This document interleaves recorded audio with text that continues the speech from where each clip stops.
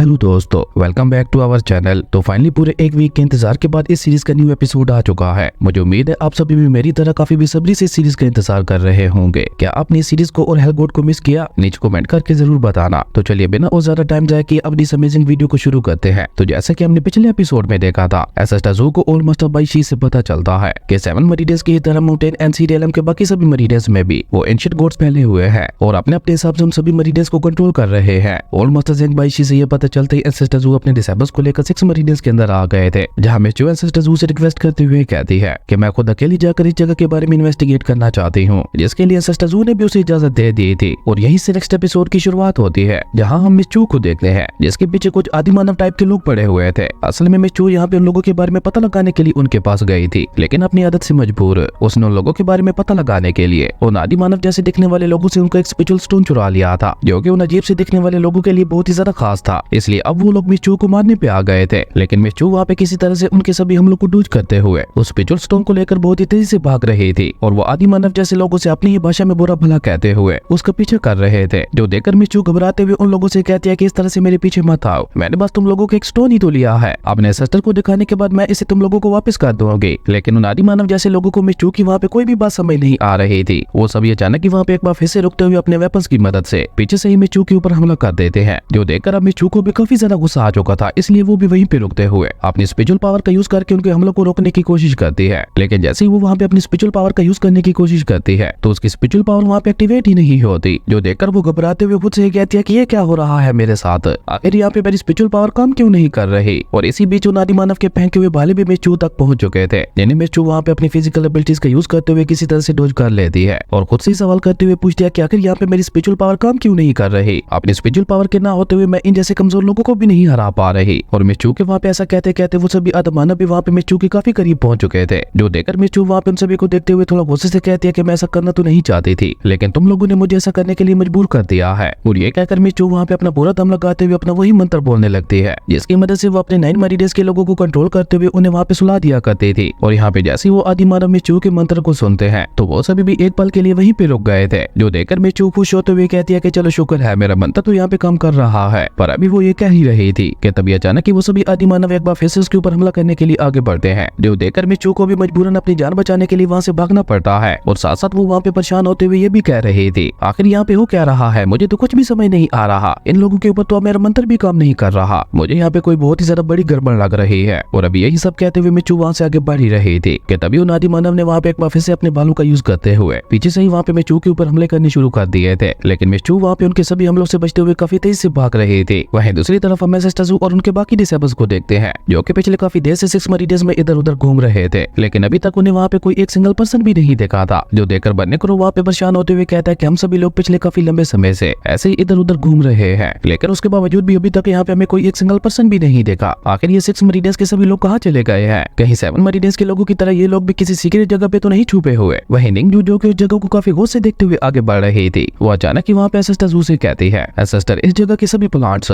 बहुत ही ज्यादा फ्रेश और खिले खिले दिखाई दे रहे हैं, लेकिन उसके बावजूद भी इस जगह की स्पिरिचुअल एनर्जी मुझे बहुत ही ज्यादा कमजोर महसूस हो रही है। कितनी अजीब बात है ना, ऐसी अजीब सी जगह तो आज तक मैंने कहीं नहीं देखी। निंगजू की ये बात सुनकर एसेस्टाज़ू वहीं पे रुकते हुए उससे कहते हैं नहीं तुम गलत सोच रही हो, यहाँ पे चारों तरफ बहुत ही ज्यादा पावरफुल स्पिरिचुअल एनर्जी मौजूद है। और अभी एसेस्टाज़ू वहाँ पे ये सब कह ही रहे थे कि तभी अचानक हम वहाँ पे मिचू को देखते हैं, जो कि वहाँ पे भागते हुए उसी तरफ आ रही थी। और वो आदिमानव जैसे दिखने वाले लोग अभी भी वहाँ पे उसके पीछे पड़े हुए थे, जो देखकर हाउसियन थोड़ा चौंकते हुए कहता है कि मुझे यकीन नहीं हो रहा कि एक स्पेलकास्टर इन जैसे मामूली लोगों से डरते हुए भाग रही है। और ये कहकर हाउसियन वहाँ पे मिचू से सवाल करते हुए पूछता है कि अपने मंत्र के होने के बावजूद भी तुम इन लोगों के साथ डील क्यों नहीं कर पा रही? जिसपे मिचू वहाँ पे हाउसियन को कुछ बता पाती उससे पहले उन आदिमानव जैसे दिखने वाले लोगों ने अचानक ही वहाँ पे एक बार फिर से पीछे से मिचू के ऊपर हमला कर दिया था, जिनसे बचने के चक्कर में अचानक ही बेचारी मिचू का पैर भी वहाँ पे लड़खड़ा जाता है और वो वहाँ पे गिरने ही वाली थी कि तभी अचानक हाउसियन आगे बढ़ते हुए उसे वहाँ पे गिरने से बचा लेता है। और उसी के साथ साथ उसने वहाँ पे अपनी स्पिरिचुअल पावर का यूज करते हुए उन सभी आदिमानव जैसे दिखने वाले लोगों के हमलों को भी रोक दिया था। और अपनी स्पिरिचुअल पावर का यूज करते हुए हाउसियन ने वहाँ पे उनके सभी हमलों को तो रोक दिया था, लेकिन वो भी वहाँ पे कंफ्यूज होते हुए खुद से ही कहता है कि मेरी स्पिरिचुअल पावर मुझे यहाँ पे इतनी ज्यादा कमजोर क्यों लग रही है? जिसपे मिचू घबराते हुए उससे कहते हैं कि अभी ये सब सोचने का वक्त नहीं है, सामने देखो वो सभी लोग दोबारा हमारे ऊपर हमला करने के लिए आगे बढ़ रहे हैं। ये देखकर हाउसियन भी वहाँ पे अपनी स्पिरिचुअल पावर का यूज करते हुए उन सभी को मार मार के उन सभी को वहीं पे ढेर कर देता है। और वहाँ पे उन अजीब से लोगों को देखकर निंगजू कहती है ये सभी लोग इतने ज्यादा अजीब क्यों दिखाई दे रहे हैं? क्या यही लोग 6 मरीडियंस के इमोर्टल कल्टीवेटर्स हैं? जिसपे बनने को लोग कहते हैं नहीं, ऐसा नहीं हो सकता, भला ऐसे अजीब से दिखने वाले लोग इमोर्टल्स कैसे हो सकते हैं। हाँ, तुम ये कह सकती हो कि ये 6 मरीडस के आदि मानव लोग होंगे जो कि अपने कबीले के चलते पिछले हजारों सालों से यहाँ पे इसी तरह से रह रहे होंगे। और ऊपर से इनकी शक्लें तो देखो, ये लोग तुम्हें कहाँ से इमोर्टल कल्टीवेटर्स लग रहे हैं। और ये कहकर बनने करो वहाँ पे खुद ही उनका मजाक उड़ाते हुए जोर जोर से हंसने लगा था, जिसपे मिचू वहाँ पे आगे आते हुए कहती है कि मुझे तो लगता है ये लोग कोई आदि मानव नहीं है, बल्कि यही 6 मरीडस के वो इमोर्टल कल्टीवेटर्स हैं। और ये कहकर मिचू एसेस्टजू को वो स्पिरिचुअल स्टोन दिखाते हुए कहती है, इन लोगों के पास से मुझे स्पिरिचुअल स्टोन मिला है जो कि मुझे बहुत ही ज्यादा अजीब लगा था, इसलिए मैं इसे आपको दिखाने के लिए आपके पास ले आई। और सिर्फ इस एक स्टोन के लिए ये लोग मेरा पीछा करते हुए इतनी दूर चले आए। इसका मतलब है कि ये स्टोन इन सभी लोगों के लिए बहुत ही ज्यादा खास है। वहीं बर्नी क्रो भी स्पिरिचुअल स्टोन को देखकर उससे इंप्रेस होते हुए कहता है, ये स्टोन तो मुझे वाकई काफी ज्यादा खास लग रहा है। और इस स्पिरिचुअल स्टोन के अंदर तो लाखों नॉर्मल स्पिरिचुअल स्टोन से भी ज्यादा स्पिरिचुअल एनर्जी महसूस हो रही है। तभी एसेस्टजू वहाँ पे अपनी डिवाइन स्पिरिचुअल पावर का यूज करते हुए उस स्टोन को चेक करने के लिए अपने सामने ले आते हैं, जो देखकर बर्नी क्रो कहता है कि मुझे यकीन नहीं हो रहा कि आदि मानव जैसे दिखने वाले लोगों के पास एक इस तरह का इतना ज्यादा खास स्पिरिचुअल स्टोन मौजूद है जो कि किसी रेयर ट्रायल से कम नहीं है। पर इनके पास एक इतना ज्यादा पावरफुल स्पिरिचुअल स्टोन होते हुए भी ये लोग ऐसे क्यों दिखाई दे रहे हैं कि इनके अंदर कोई भी कल्टीवेशन नहीं है और न ही इनके अंदर कोई स्पिरिचुअल पावर है। वहीं एसेस्टजू जो कि स्पिरिचुअल स्टोन को वहाँ पे काफी गौर से देख रहे थे, वो भी स्माइल करते हुए कहते हैं इंटरेस्टिंग।